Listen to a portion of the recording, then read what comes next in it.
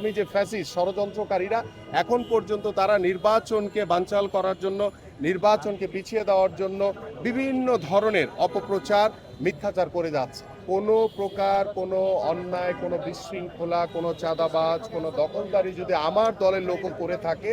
তাকে তাৎক্ষণিকভাবে আইনের হাতে তুলে দেওয়ার জন্য আহ্বান করেছেন। অন্তর্বর্তীকালীন সরকার এখন পর্যন্ত তারা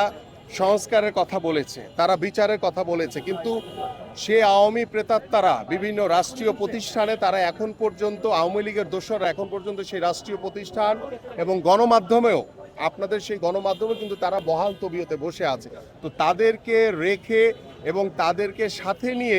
দেখা যাচ্ছে যে সেই আওয়ামী যে ফেসিবাদ বা আওয়ামী যে ফ্যাসিস্ট ষড়যন্ত্রকারীরা এখন পর্যন্ত তারা নির্বাচনকে বানচাল করার জন্য, নির্বাচনকে পিছিয়ে দেওয়ার জন্য বিভিন্ন ধরনের অপপ্রচার, মিথ্যাচার করে যাচ্ছে। তো আমরা আশা করি যে সরকারের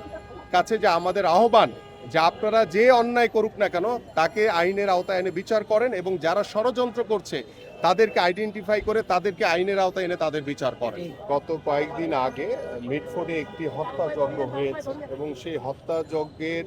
পিছনে যারা এই হত্যাকাণ্ড ঘটিয়েছে সেটার দিকে সরকার না গিয়ে বরং ইসলামিক দল এবং আমাদের নতুন একটি দল, তারা আমাদের মাননীয় ভারপ্রাপ্ত চেয়ারম্যান জনাব তারেক রহমানের বিরুদ্ধে ক্রমাগত মিথ্যাচার এবং অপপ্রচার করছে এবং পাশাপাশি যে মিটফোর্ডে যে হত্যাযজ্ঞ হয়েছে সেই হত্যাযজ্ঞের দৃষ্টান্তমূলক শাস্তির দাবিতে আমাদের ছাত্রদল আলাদা করে একটি বিক্ষোভ মিছিল করবে এবং আমরা ঢাকা মহানগর উত্তর, দক্ষিণ এবং অঙ্গ সংগঠন সহ আমরা পল্টন পার্টি অফিস থেকে আমরা আরেকটি বিক্ষোভ মিছিল করব, যে আমরা আশা করি যে যারা এই হত্যাযজ্ঞের সাথে জড়িত রয়েছে সরকারের কাছে আহ্বান করব যে তাদেরকে দৃষ্টান্তমূলক শাস্তির দাবি করছি, পাশাপাশি তাদেরকে খুঁজে বের করে আইনের আওতায় এনে তাদের দ্রুত বিচার করা হোক। কিন্তু এই রাজনৈতিক একটি অপচেষ্টার মাধ্যমে ইসলামিক দল এবং আমাদের নতুন দল তারা চেষ্টা করছে যে বিএনপিকে বিভিন্নভাবে মিথ্যাচার, অপবাদ দিয়ে বিভিন্নভাবে দমিয়ে রাখার জন্য। বাট বাস্তবিক অর্থে যে বাংলাদেশে কিন্তু ইতিমধ্যে গতকালকে বের হয়ে এসছে যে এই হত্যাযজ্ঞের পিছনে কারা রয়েছে এবং তাদেরকে খুঁজে বের করে ইতিমধ্যে অ্যারেস্ট করা হয়েছে এবং আমরা আশা করব যে যারা এখনো বাকি রয়েছে, এটার পিছনের হোতা যারা রয়েছে তাদেরকে দ্রুত আইনের আওতায় এনে তাদের বিচার করা হোক। এবং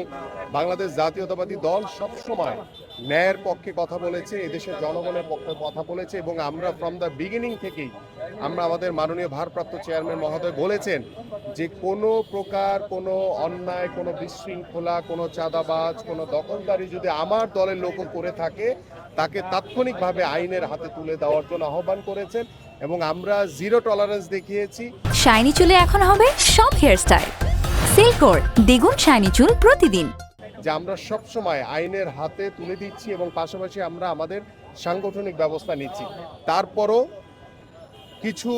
দল তারা রাজনৈতিক ফায়দা নেওয়ার জন্য আমাদের উপরে যে মিথ্যাচার, যে অপপ্রচার করছে সেটা অত্যন্ত দুঃখজনক এবং এটার জন্য আমরা ধিক্কার জানাই যে এই ধরনের অপরাজনীতি থেকে আপনারা বিরত থাকুন। আমরা সকলেই যে প্রত্যাশা নিয়ে কাজ করছি যে দেশের জনগণকে সাথে নিয়ে আমরা আগামী ফেব্রুয়ারিতে একটি অবাধ সুষ্ঠু নির্বাচনের মাধ্যমে এদেশের জনগণের সরকার প্রতিষ্ঠা করতে চাই এবং সেই জনগণের সরকার বাংলাদেশের জনগণের কথা মতো চলবে, জবাবদিহিতামূলক সেই জনগণের সরকার প্রতিষ্ঠিত হবে। আমরা সেটা সকল রাজনৈতিক দলের কাছে আহ্বান করি।